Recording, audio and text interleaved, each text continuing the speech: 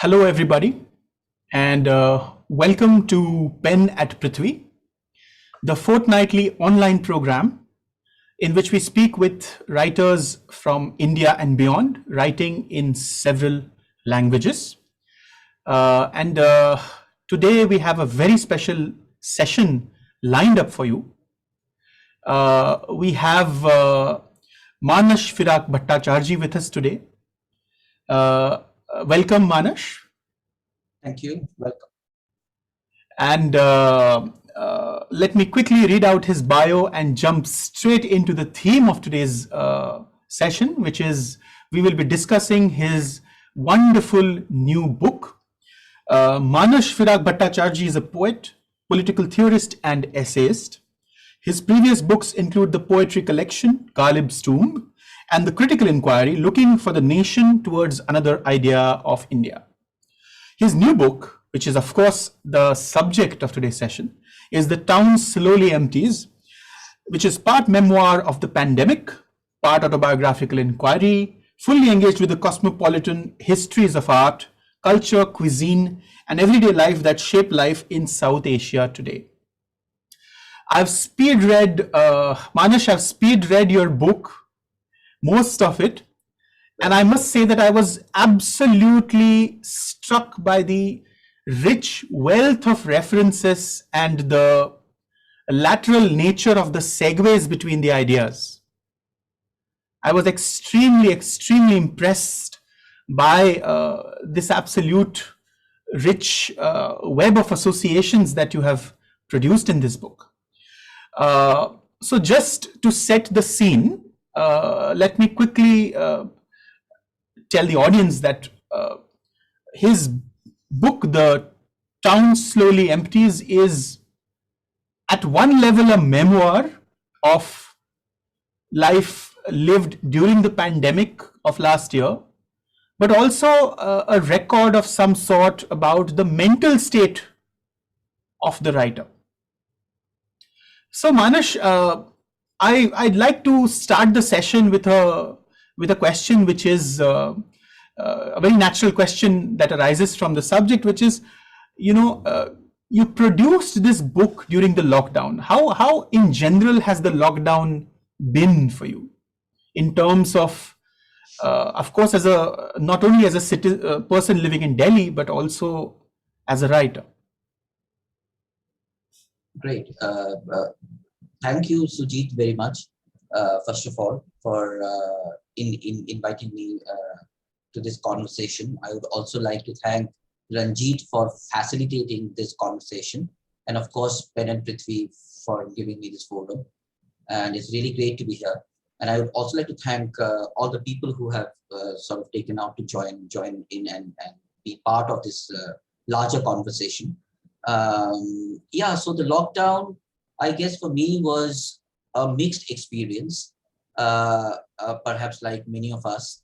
So in one way, it was a strange, unexpected, difficult, but also it was very revealing. And it was revealing about so many things that we were sort of, the whole world was sort of postponing, for an undated future. And we were all postponing it because we always had that one little thing to do, that one important task to finish before we, could think of, going into some other very serious things of life. And yet that thing was never arriving, it was forever getting postponed. Suddenly the lockdown kind of forced that sort of, reflection and on things that we were missing in our lives. The world had to sort of take cognizance of as well. So that way it was revealing. And also I think for me, because of this whole strange mix of, unexpectedness and difficulties and stuff, it was also full of unexpected intensity. I really don't know, still don't know where it all came from. I had some, idea of it now, but there was a certain rush of intensity about these things, of life that, like I said, we were postponing. And those sort of gripped me, and they were sort of forcing themselves or trying to force themselves out of me, through my language. And so that was I think something that was new. Though, I was also thinking that the very word lockdown, sometimes, when a new word sort of drops into our lives, it itself creates a very strange kind of fear and sort of an unknown quality around that word. What is this lockdown? What happens to people under lockdown? It was almost like we were turning into or we had turned into a different species altogether. We were human beings, but not quite the same kind of human beings that we perhaps were before the lockdown. And I was thinking that a similar experience had happened to me, not exactly similar, but kind of in terms of this new experience. When I was in the third standard, say, in Assam, in the small town when I was growing up, suddenly one afternoon in the middle of school, we heard that there was a curfew in the town. And we heard that, two communities were like at loggerheads with each other. And we were all stumped because from morning till afternoon, there was no news, no sign of any such thing. And we did not know the meaning of curfew. So we took a whole hour trying to find out what this curfew means. And then, slowly we got into the meaning of what it means. So though, of course, here we are mature adults, but I'm sure for very young people, this lockdown would have also appeared in a way, the way curfew appeared in my life once upon a time. So it was sort of full of paradoxes. Time was slow, and yet the mind was speeding, and stuff like that. So yeah. Would you then say that this time of churn, in this time of churn, it was so let me quote you. In fact, in one place in the book, you quote your fellow writer and friend Amandeep Sandhu, who said something to the effect that the writer is always in quarantine, that given the solitary nature of the writing process. But of course, that is a different solitude. This is a different fear-filled sort of, the textures are very different. Would you say that this churn produced and was partly quelled by the process of writing this book? That's interesting. Yeah, I mean, there was definitely a solitude that was enforced upon us, and which we can sort of generalize as a larger state of solitude that writers or anybody, solitude seekers, let's say, of the world could identify with, and yet we would have been generally more comfortable in something like solitude, whereas we were not perhaps totally at home, in this sort of a lockdown enforced solitude. I would actually think, that solitude is perhaps, a more self-centric, if I may dare say, sometimes almost selfish, very indrawn,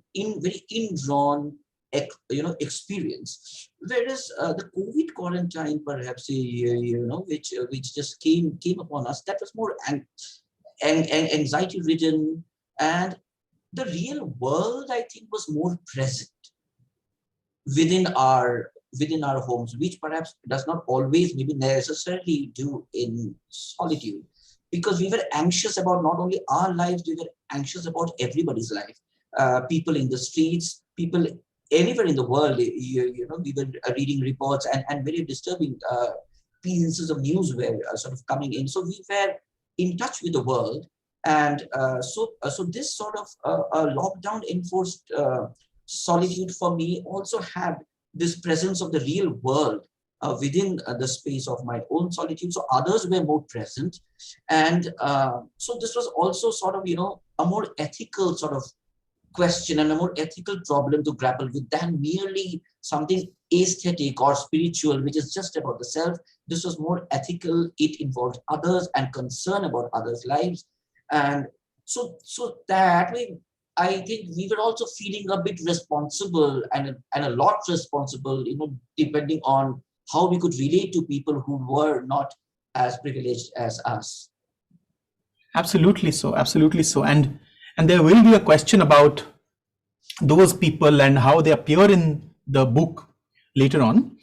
Um, so to put it in very, very almost reductive terms, uh, your book uses the frame of a personal memoir, of a diary during the pandemic, to explore the myriad confluences that have affected you, to put it in one way, which basically, it reminded me of like a snapshot or a cross section of a geological stratum, a time capsule of sorts. Was this also the conscious intent behind the book? I will, create this sort of mental psychoscape or mental snapshot of this time. Yeah, I think, when I sort of decided to write, I still didn't know whether I will be able to carry it through, what sort of writing it will turn out to be. I was, in fact, quite anxious about what sort of thing will this turn out to be. But one thing got pretty clear as I started, that this is going to be about many things, and so there, it was like, if I give a sort of a poetic image of the thing, it was like, many different sort of birds perched on a single wire, and so each bird call was different from the other, and I had to attend to each bird call and respond to that, and to and to sort of uh, you know uh, sort of reformulate it, understand it in my language, give it a language, the way the way the sounds were coming to me, sounds of memory, sounds of life, sounds of so many other things of reflection on society, culture. So these were different sounds, and I had to sort of pay attention to each sound and write like that. So it was more or less that sort of a very difficult music sort of thing to capture. And the only thing I could do was just to immerse myself to these variations that were streaming in.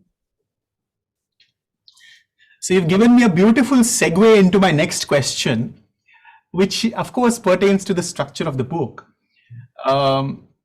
Has musical theory or a certain music, you mentioned that these were varying musics which you wove together. So has musical theory affected the structure of the book? Because in terms of it reminds me of these movements, variations on a theme, but also movements and improvisations and segues and returns. I find it very helpful to think of the book in those terms, in terms of the flow of the ideas. Right. See, I would love to perhaps think and perhaps know from others who are better off about musical theory. I am not, and so I really cannot claim any sort of musical sort of some kind of narrative structure built around any kind of musical theory, so to say, because I really I'm not adept in any sort of musical theory. But interesting you say that, because recently, in fact, it appeared to me, though this is something I've mentioned in the book, and you've seen that when I started writing the book, somehow I don't know exactly how it happened, but I ended up on the very first day listening to Chopin's Nocturne. And though again, I am not, a great connoisseur of Western classical music, I have heard it. I've heard Tchaikovsky's Nutcracker or Swan Lake or Beethoven's music, but suddenly Chopin's Nocturne happened, and it just struck some chord. And I thought that, okay, let me sort of play this whole music throughout the writing of this book, and it was almost like a conscious decision. And I did that. But also later, when I objectively try to think, why did I do something like this, and why did Chopin's, what did Chopin's doctrine do to me, so to say? So later, when I was reading the book, I figured that there was something it had to do with memory. That the piece of that music was such that that memory was automatically kind of trickling out, and it was almost resembling what, say, Proust had said, in Remembrance of Things Past, about it, involuntary memory, for instance, that the kind of memory which keeps coming. In my case, it was triggered off by, I think, Chopin's nocturnes, that various kinds of memories were just trickling out, and the music really helped. So I perhaps wanted to stay with that music.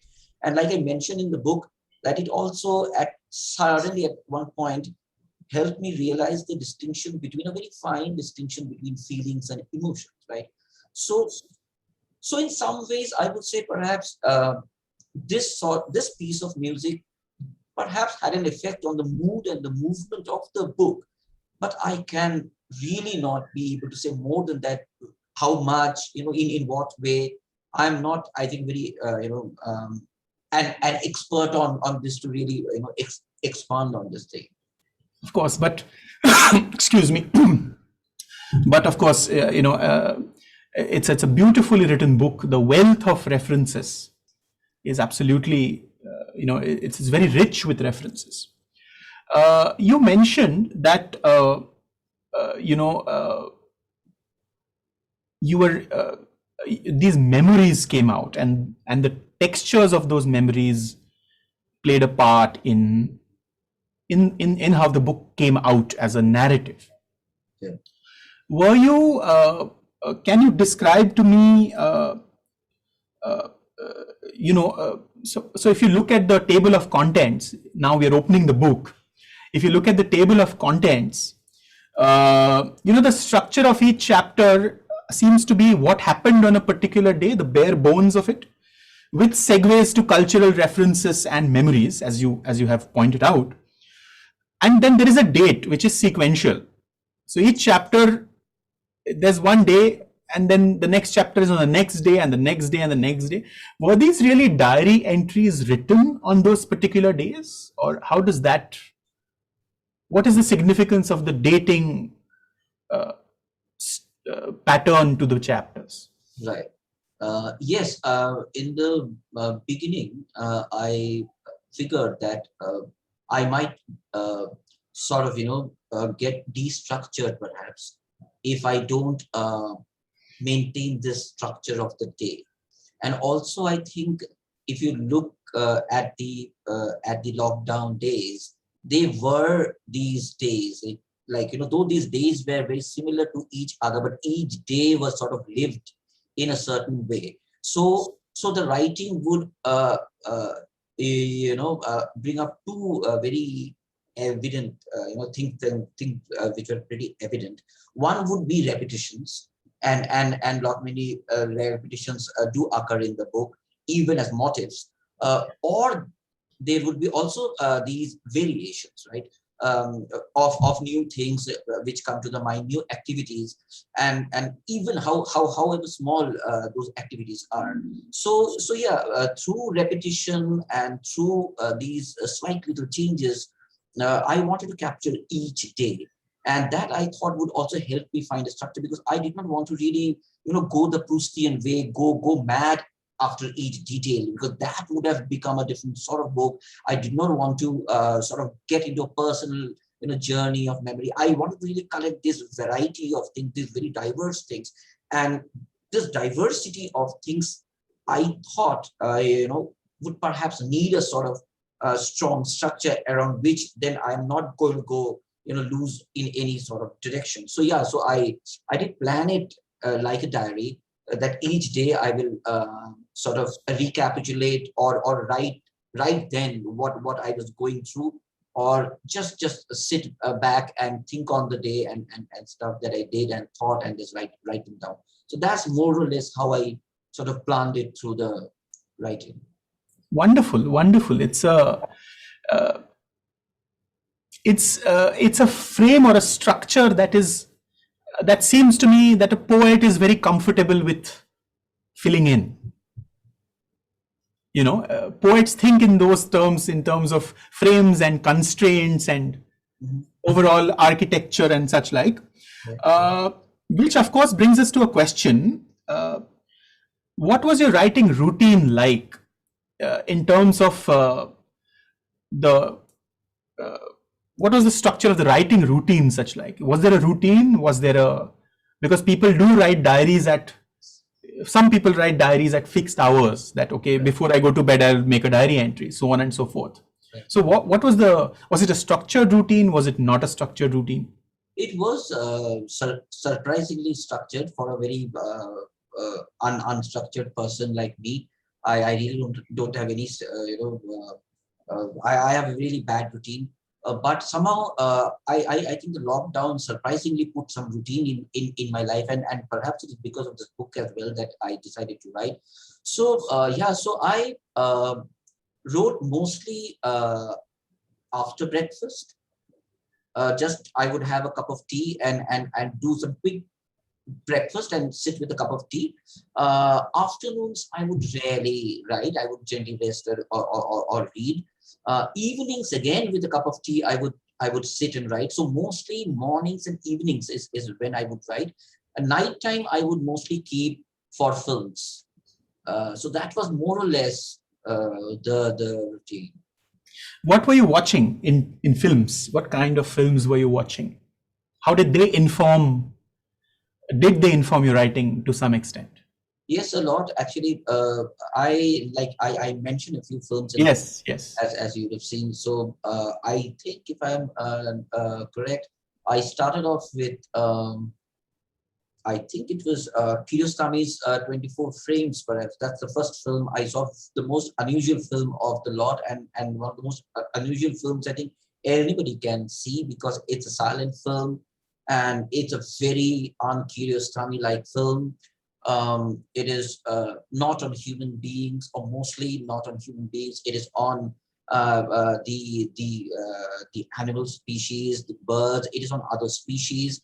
He's, I think, trying to make a comment on the Anthropocene, or so I thought. But to put it very simply, his last word was a word perhaps on nature and what we were missing out about nature, and it was a kind of strong poetic testament on his relationship with nature, his strong intimacy with nature, as well as our distance. So he could, I think, feel this whole paradox of deep intimacy, as well as this very uncomfortable distance with nature, with other species in the world. So that film really impressed upon me a lot, and I could see that him being a filmmaker and mostly being involved in human problems could actually leave behind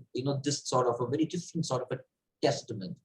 The next film I think I remember also writing about was a very different one again, Werner Herzog's documentary on Gorbachev. And Gorbachev, which you mentioned in the book. Yeah, it's a very interesting. He's an interesting figure. He's a controversial figure, but I don't think that he's a controversial figure because of what happened to the history of the Soviet Union.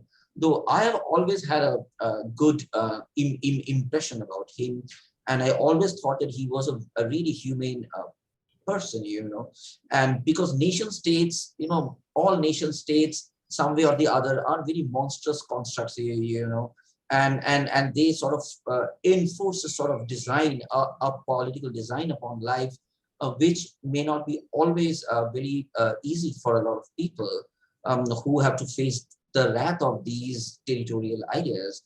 And Gorbachev perhaps, could not really bear the sort of contradiction between truth and politics, and so a man like him, who really was so sensitive about the Chernobyl disaster, And like I say, that perhaps shaped his life. I mean, and shaped his life of politics.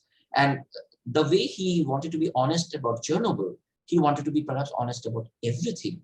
And perhaps he is a dangerous but a good proof that any politician, if he or she is honest about politics, he's going to do a lot of good damage to politics. So I think that is how I look at Gorbachev. And yes, later I go on to see a lot of films by So, Godard and others. Yeah. yeah, other references that occur in your in the book are, of course, the novelist Milan Kundera. Right. His books, specifically Immortality, which is mentioned a number of times. Right. In the context of this memoir, does that book hold a special, given that the COVID crisis brought to the fore our very fragile and mortal nature, does the figurative theme of the novel Immortality hold a special significance to you in this time? Yeah, that's a good question. I have some, if I may say, almost sort of sentimental attachment with this novel. I actually started reading serious literary fiction in my graduation with this book. Before this book, I was mostly reading like many of us growing up, pulp fiction. And I was more aware of the world of pulp fiction than of literary fiction. So when I had actually met a mentor of mine who used to teach literature in my college, when I met him, he sort of introduced me to names of literary writers. And in one of the Guwahati book fairs, I remember buying Milan Kundera's Immortality, reading it with a lot of passion. And in fact, that book told me that perhaps I could also imagine or think of writing a novel someday. And yeah, I mean, it was also the first actually book on which I wrote a review, and which was my first published work ever in life. So that's how the whole the sentimental attachment sort of thing comes. And immortality, yes, I mean, as metaphor, as an idea, Kundera of course uses it in every way in the novel. And so perhaps till I had read the book, immortality was simply about this whole otherworldly idea, right? Like, if we are mortals, and there is this whole thing about immortality. We heard of saints, perhaps sort of doing certain things and gaining this immortal life and so on. Reading Kundera for the first time, one came across the idea of immortality in this life, and immortality as an idea of the future. That the idea of immortality is something that is related with the idea of the future, and a future of this and in this life itself. So that was a fascinating idea, which again came to me when I was thinking about my journalist friend caught in New York, some other friend caught somewhere, who wanted to write. And so there was this anxiety I caught in them to really leave behind something, the sign or the residue of immortality. So that also reminded me naturally of Kundera's novel. Wonderful, wonderful. I mean, and in fact, one of my, the writing has a certain quality in that, in parts reminded me of Kundera's style. Maybe that is just I don't know if that's just my reading or not, but for instance, one of your chapters, of children and mothers in the time of, in a time of forgetting, a very Kunderan title, if I may say so. It also seems to explore the dreamlike quality of our relationships, indeed the dreamlike texture of this COVID isolation, of the way we negotiated the lockdown in a certain sense. So I have two requests. If you could tell me what the lived experience was like you, whether this derives from some quality of your lived experience during this time. And if you could read some part of that chapter for us. Sure. So would you like me to read first, or to talk Whatever about you it? like, you could go with the question first and then you can read. Perhaps that is better. Right. Yeah. Sure. So yeah. So no, I'm glad about this question. It's a very nice question. Yes, I mean, this time, this time of the lockdown, it opened up the doors of another time, and because the doors of this time was sort of locked, the other doors of other times sort of opened up. And I was also thinking, though I did not put it in the book, but briefly I had also thought about this interesting character of this short story by Borges, The Secret Miracle. So there's this character of Hadik, who was caught by the Nazis during the Second World War in Prague, in Nazi occupied Prague. And Hadik was sort of sentenced to death by the firing squad, and he was desperately trying to finish this play, which he couldn't, and so just when he was taken to the spot where he would be shot, um, he actually, and when the surgeons sort of orders the gunman to shoot him, between the surgeon's order and the final shooting, that very brief period, with a Borgesian mastery, he shows how this man slips into a long duration of time where he actually finishes that unfinished play in his head, and he actually goes back. And so the time that he lives in his head is way more longer than, of course, the few seconds that it took for the gunman to shoot him.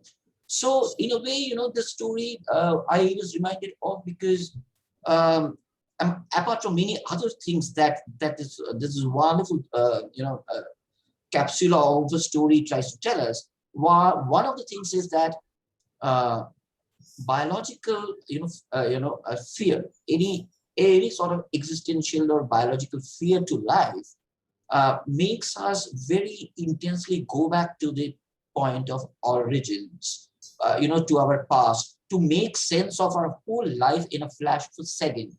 And so that sort of an experience, perhaps, Boris is also trying to, kind of sort of, recapitulate or tell us about through the story. So that is something that I thought of in my own anxiety and intensity to sort of remember the past and my childhood and all that. So that is one. And yeah, I mean, it also, I mean, this time of memory was also a time of duress, and of both the short and long, in the sense that time was suddenly sort of long, that the days had turned really long and unending, and yet time was this time of memory, things in the head were really happening at a very rapid pace. So there was this paradox between slowness and speed also, that we were perhaps reliving in this pandemic lockdown time. So yeah, so it was interesting, because it seems that the mind was in a hurry, and the mind was in a hurry to make sense of the past, but it was also a past without destination. It was a time without destination. There was no place really that you had to reach, and yet you were going back. And of course, I was also, as you would have seen, giving a critique of the time of productivity and the capitalist clock that we were thrown into, right? Which were constantly trying to hurry us into doing things and making sense of our lives in a way we perhaps do not make much sense, so all these sort of paradoxes were really jostling in my head. So yeah, so yeah, I can read out a bit of that part which you liked, and it's also a part which I enjoyed writing as well. So I'll just read out a bit. Okay, it's from of children and mothers in a time of forgetting.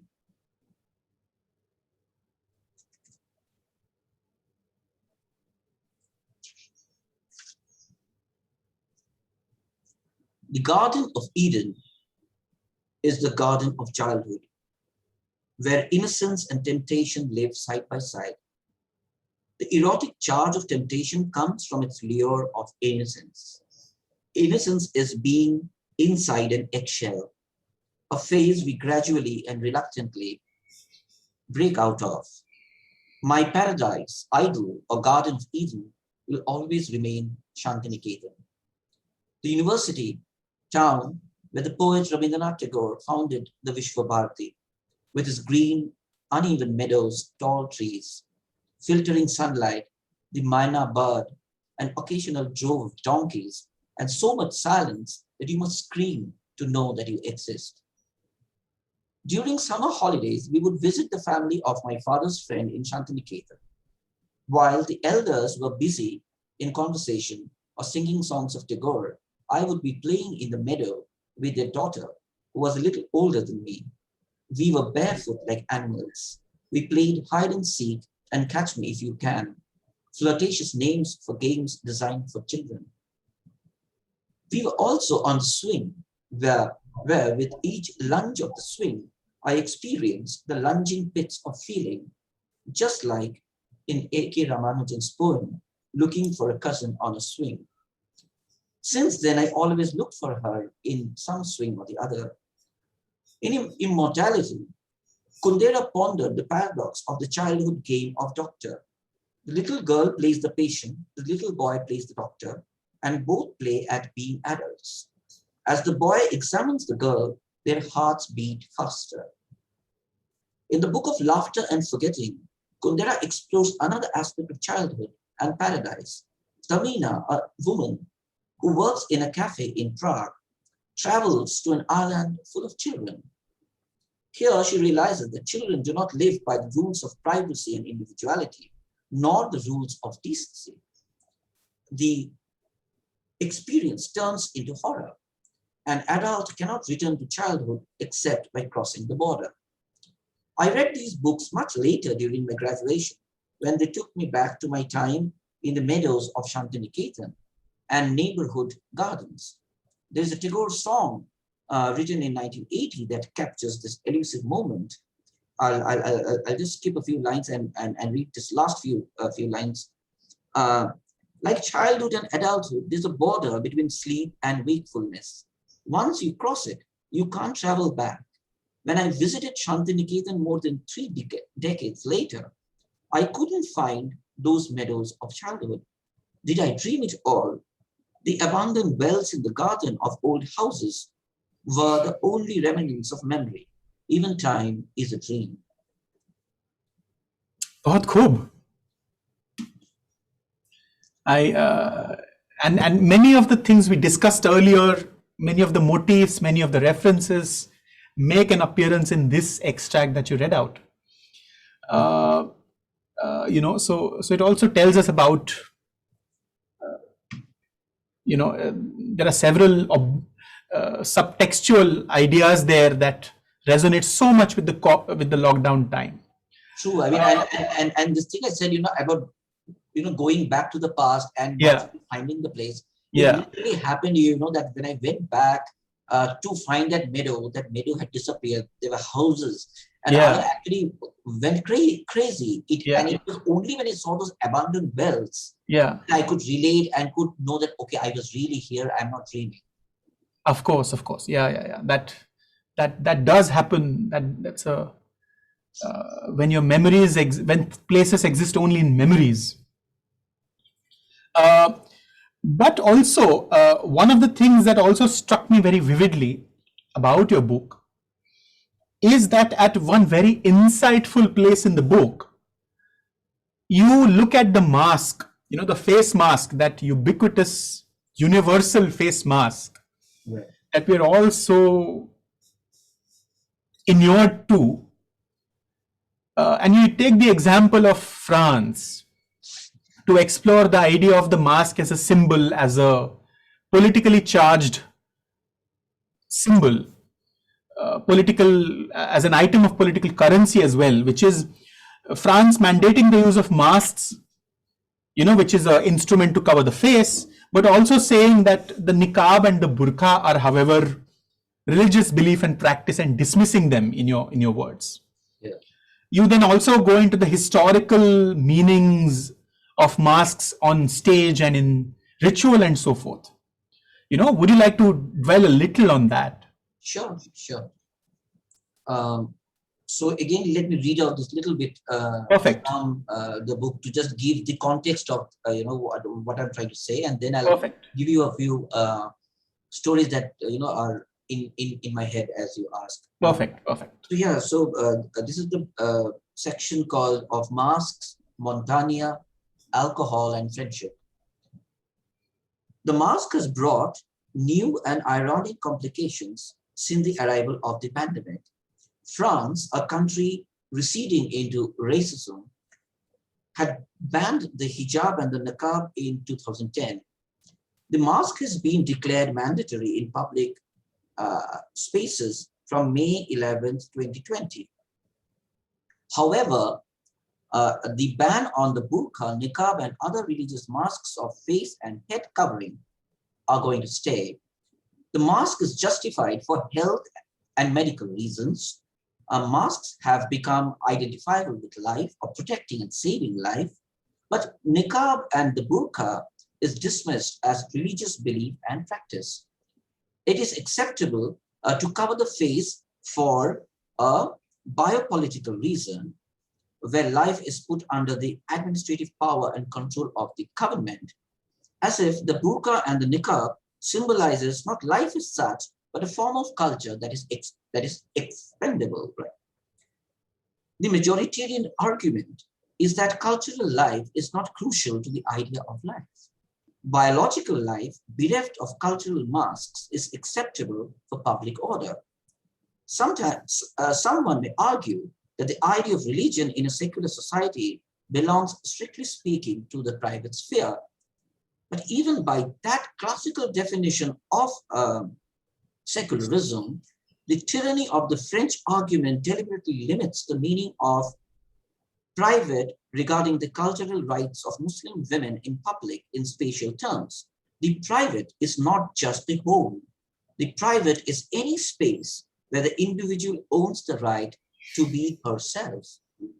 Private rights includes where you are and choose to be even in public. A secular society is not secular if it disallows cultural difference in public life. France is playing a dubious game with the idea of secularism. Yeah, so some strong sort of statements. I do strongly believe in this whole thing where that these sort of cultural signs of identity are given pejorative meanings, and people are just made to bear the brunt of these sort of laws. Yeah, so like I said, I also do remember, and I reading about and we all know different readings, approaches, understanding to this idea of mask, and mask in the more variety of sense of mask, where even the veil is like a kind of mask. So I was in fact remembering, and though I didn't mention it in so much detail in the book, for instance, Famida Riazi, you might remember in the famous book, which was published years ago by Rupa, We Sinful Women, which had created quite a scandal in our little subcontinent. A very interesting radical book of these brilliant Muslim feminist poets from Pakistan, writing these strong rebellious poems against belief, faith, and culture. And her poem, particularly Fahmi Riaz's poem, Chadar or Char Diwali, is a poem particularly where she talks about the problem of the veil and veiling. I also remember, this the small thing I mentioned in an old poem of mine titled Dissonances, where I say that the middle class puts masks on their walls to assure others they don't wear them. And so this was a small sort of comment I made in this poem, where there was this little small three-lined sort of haikus on different aspects of life. This is something that came to me. The other aspect of the mask as something of an enigmatic object, I would like to refer to through this wonderful short story, perhaps one of the most beautiful and enigmatic short stories I have ever read. This is by a writer from Venezuela, and her, if I remember correctly, her name is Luisa Valenzuela. So it is almost very, the surname is kind of very close to her country's name. And this very enigmatic short story titled "The Mask and the Word," and it is just a page and a half, where there is this couple who are about to be separated in the city. They decide to meet for the last time in the National Museum, and they go inside the museum together. They start seeing things by themselves, and the woman suddenly chances upon a death mask, and she sort of tries to fit her face into the death mask, not literally, not like holding it or touching it, but just like standing in front of the mask, and trying to align her face with the mask, and almost as if she's wearing the mask. And the story sort of leaves her there, and then comes back to the man. The man is frantically looking for the woman. He goes around the whole museum, and then he comes to the gatekeeper and asks the gatekeeper, who had seen both of them go inside. He asks her, did he see her go out? And he says, no, he's never seen her go out. And he again goes back looking for him. There's not much time because he has a flight to catch. But the woman has basically disappeared. And that is where the story ends. So this is perhaps, sort of a folk belief, something around the cult of the mask, something really Latin Americanish, on which we can, keep thinking and wondering about the mask and the meaning of the mask in their culture. And this is something that I was also reminded of. And also, funny stories, like when we were growing up during the Shera, we had these masks, these masks of, these very demonic looking masks we just sold on the streets side. And I remember particularly this one Dashera, where I had bought this really, scary looking mask, and I had put it on at night. I had actually stolen my mother's black, black petticoat, and I put it on, and I was really small, and I put on that mask and went out to the street, and I actually managed to scare very, very adult people. One man was about to fall, and I got scared, and I had to remove the mask and tell him that no, please, relax, this is me. So we had fun with masks when we were growing up, and so yeah, I think different cultures do have very interesting sort of relations with masks and veils and so on. Fascinating, and absolutely one of the many high points in that book for me. This bit about the masks, where you and last but not the least, poetry makes an appearance in almost every chapter of the book. Sometimes it's your poems, very, very infrequently your own poems, but more, yeah. But more often it is snippets of poems by Mandelstam and other people. And you also, you are a poet. Your Ghalib's Tomb is your poetry collection. Did you, which begs the question really, did you use poetry as a lens or as a thinking aid to negotiate, to cope with the truths of this pandemic? Some of which, as you have mentioned, are extremely harrowing. You know, we are the privileged sort. We did not bear the worst of the brunt of the pandemic, but millions of people did. Yeah. Did poetry at this time help you to cope with these, grapple with these, negotiate with these realities? Yeah, I mean, that's a very important and a very thoughtful question. I don't know. I think this is something that I would also need to ponder upon, this whole relationship between poetry and what poetry did to me. What does poetry do to us, particularly in times like this? Uh, but perhaps two things I can say in passing. One is perhaps that poetry comes naturally and to us in such moments, perhaps because this is also, like I said, among other things, also a time of recovery.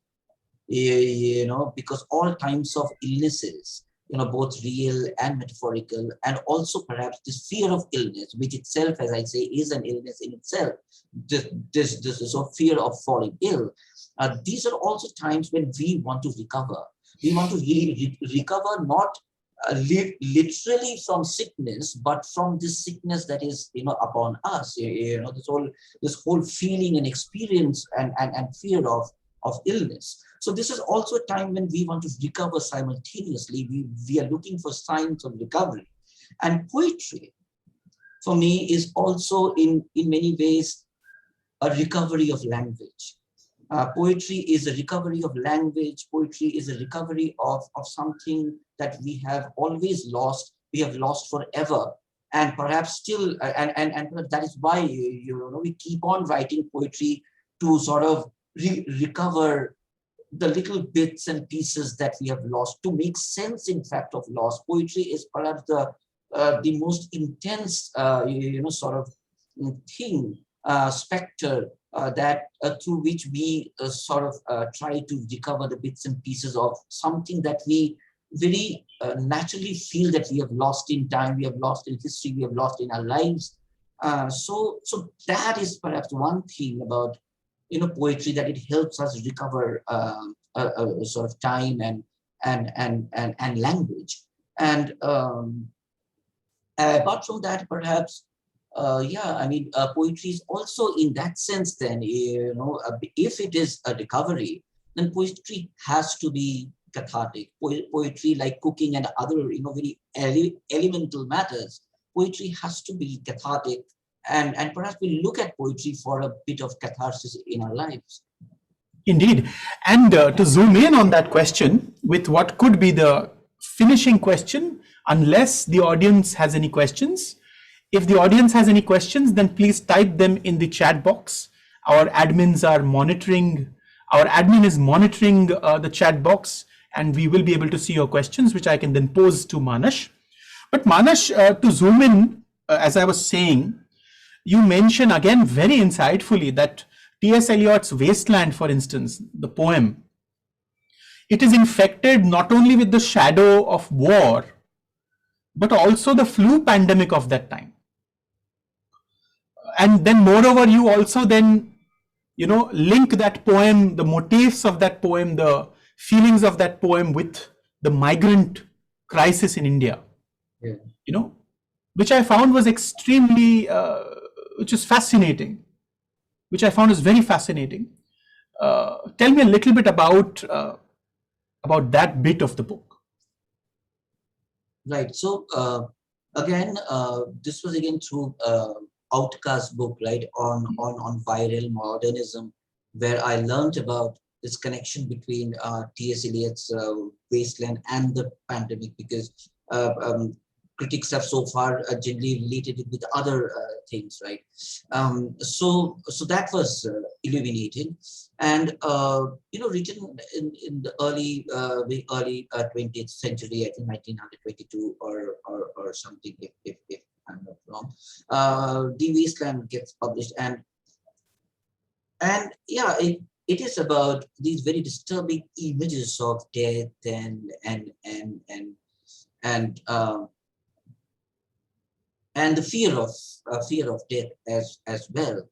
And Eliot is also very not just bleak, but also very sarcastic about about life itself, and all that. Is a very complex poem. But yes, it also reminded me of our wasteland, the wasteland that we were inhabiting right now, and our wasteland was mostly then about people out there. It wasn't so much about it wasn't about any people like us who were